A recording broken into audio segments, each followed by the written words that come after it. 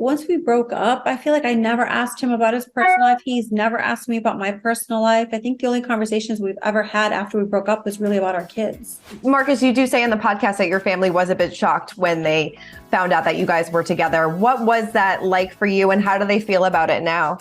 Yeah, I think it was more so just because we never had a conversation ahead of time. It was more so Larsa and I were still friends, and things started to come out in the media. And so it was more so, hey, what's going on? Is this true? Are the feelings real, et cetera? And I think, now my parents are at a point where, I'm an adult. They want me to be happy, and, Larsa makes me happy. So they're fully supportive of it. Mm-hmm. And Larsa, what's your relationship like with his family? I know you guys spend a lot of time together as well, because family is very important.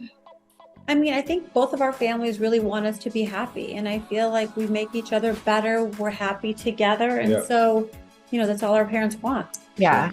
How have the kids adjusted? I know you said it was kind of an easier transition than maybe you thought it would be. No, they love Marcus. Like, they love him. And I feel like we talk about the same thing. So for when I'm talking to my older son, Scottie, about basketball, Marcus is like in on the conversation. From talking to my son, Preston, about fashion, he has a clothing store, he has a boutique that he chimes in. It's just like an easy fit for our family. Yeah, I feel like her children are a little older in age. And so, it's not, I feel like if you're dating someone with younger kids, then maybe you need to, instill your perspective on them in a different way. But I feel like, Larsa's relationship with her children, she's best friends with them. They talk every day. And so, it's one of the things that I admire about her. Yeah. Were you looking forward to taking on, obviously not like the dad role, but were you looking forward to stepping into this new role as well, too? Because, having this new relationship with her son?